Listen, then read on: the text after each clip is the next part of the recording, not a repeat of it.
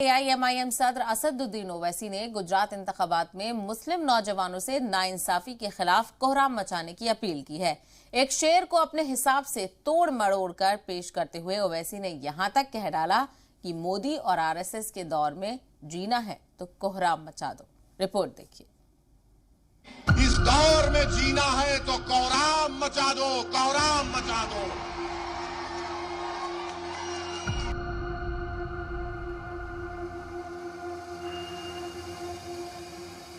मुस्लिम voters को अपनी जानिब रागिब करने के लिए ओवैसी कोई मौका नहीं छोड़ना चाहते।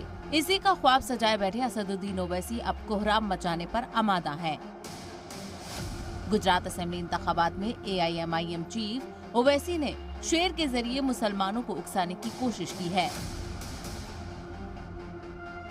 इसीलिए किसी शायर ने अच्छा कहा था, ये खामोश मिजाजी तुम्हें जीने नहीं देगी, ये खामोश मिजाजी तुम्हें जीने नहीं देगी। इस दौर में जीना है तो कोहराम मचा दो, कोहराम मचा दो। इस दौर में अगर जीना है तो कोहराम मचा दो। बल्कि मैं तो थोड़ा तोड़ कर कहूंगा, मोदी और आरएसएस के दौर में जीना है तो कोहराम मचा दो, कोहराम मचा दो। ओवैसी को लगा कि शायद उनकी जुबान से जो बात निकली है उसके पैगाम लोगों के बीच गलत जा सकते हैं।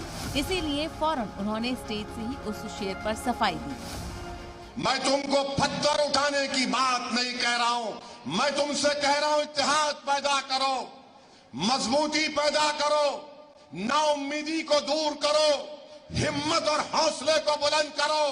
किसी से डरने की जरूरत नहीं है।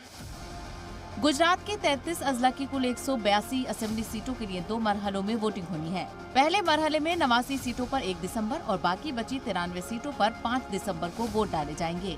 8 दिसंबर को इसके नतीजे आएंगे। पहले मरहले के लिए आज तशहीर का आखिरी दिन है और तमाम सियासी जमातें अपना आखिरी जोर लगा रही हैं। सूरत से रवि त्रिपाठी के साथ ब्यूरो रिपोर्ट, जी मीडिया।